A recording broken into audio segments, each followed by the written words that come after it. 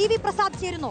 പ്രസാദ്, സർക്കാരിനെ ഇതെങ്ങനെ ബാധിക്കുമെന്നുള്ളത് ആ തലത്തിലേക്ക് കാര്യങ്ങൾ മാറുന്നുണ്ട്. കാരണം തെരഞ്ഞെടുപ്പ് അടുത്തിരിക്കുന്ന ഒരു സാഹചര്യത്തിൽ അവർ വ്യക്തമായി പറയുന്നുണ്ട്, ഒരു രാഷ്ട്രീയ താല്പര്യത്തിന്റെയും പുറത്തല്ല താൻ ചൂഷണം ചെയ്യപ്പെടുന്നുണ്ട്. ഇതിനു മുൻപും പലകുറി ഇത്തരത്തിലുള്ള അവഗണന അല്ലെങ്കിൽ ഇത്തരത്തിലുള്ള കാര്യങ്ങൾ അവർ നേരിട്ടിട്ടുണ്ടെന്ന് ഭാര്യ പറയുകയാണ്. മന്ത്രിയിൽ നിന്ന് ഇതിനു മുൻപും അവർ നേരിട്ടിട്ടുണ്ടെങ്കിൽ ഇതൊക്കെ വലിയ വിഷയം തന്നെയാണ്. അതിനെക്കുറിച്ച് അവർ ഇനി കൂടുതൽ പ്രതികരിക്കുമോ എന്നൊന്നും അറിയില്ല. നിയമപരമായി അവർ മുന്നോട്ട് പോകുന്നില്ലെങ്കിൽ കൂടിയും ഒരു മന്ത്രിക്കെതിരെ ഈ തെരഞ്ഞെടുപ്പ് കാലത്ത് ഇത്ര വലിയ ഗുരുതരമായ ഒരു ആരോപണം വരുമ്പോൾ സർക്കാരിനെ തന്നെ അത് വലിയ രീതിയിൽ ബാധിക്കാൻ പോകുന്നു. പ്രസാദ്, ഉറപ്പായും റോഷ്നി, ഒരു മന്ത്രിയുടെ ഭാര്യയ്ക്ക് സംരക്ഷണം കൊടുക്കാൻ കഴിയാത്ത സർക്കാരാണോ ഇത് എന്ന് പ്രതിപക്ഷം കളിയാക്കാനുള്ള സാധ്യതയിലേക്കാണ് കാര്യങ്ങൾ പോകുന്നത്.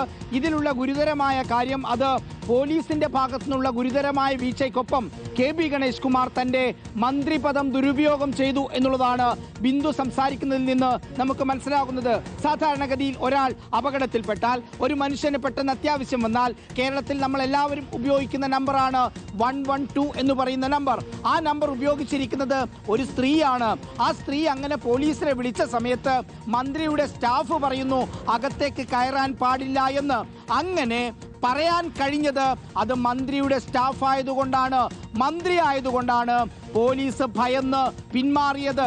ഇതിലൊരു കാര്യമുള്ളത്, പോലീസിന്റെ ഭാഗത്തു നിന്നുള്ള ഗുരുതരമായ വീഴ്ചയ്ക്കൊപ്പം KB ഗണേഷ് കുമാർ എന്ന മന്ത്രി തന്റെ മന്ത്രിപദം ദുരുപയോഗം ചെയ്തു എന്നുള്ളതാണ്.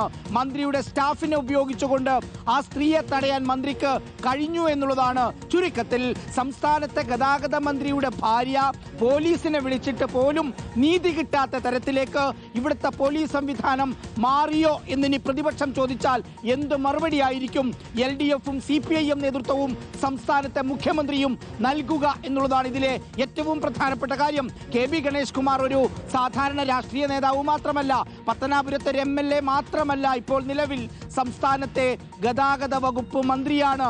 അങ്ങനെ മന്ത്രിക്കെതിരായ ഒരു ഗുരുതരമായ ആരോപണമാണ് ഇപ്പോൾ ഉയർന്നിരിക്കുന്നത്. നിലവിലെ സാഹചര്യത്തിൽ ഗണേഷ് കുമാറിന്റെ ഭാര്യ ബിന്ദു പോലീസിന് പരാതി കൊടുക്കാത്ത സാഹചര്യത്തിൽ കേസെടുക്കാനുള്ള സാധ്യത കാണുന്നില്ല.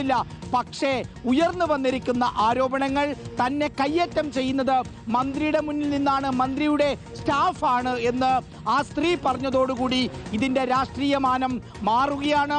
സംസ്ഥാനത്തെ നിയമസഭാ തെരഞ്ഞെടുപ്പിൽ പ്രതിപക്ഷം ഉന്നയിക്കാൻ പോകുന്ന ഏറ്റവും പ്രധാനപ്പെട്ട ആരോപണങ്ങളിലൊന്നായി ഗണേഷ് കുമാറിനെതിരെ ഗണേഷ് കുമാറിന്റെ ഭാര്യ പറഞ്ഞ ഈ വാചകങ്ങൾ മാറുകയാണ് എന്നുള്ളതാണ് ഇതിലേറ്റവും രാഷ്ട്രീയ പ്രാധാന്യമുള്ള കാര്യം. റോഷ്നി.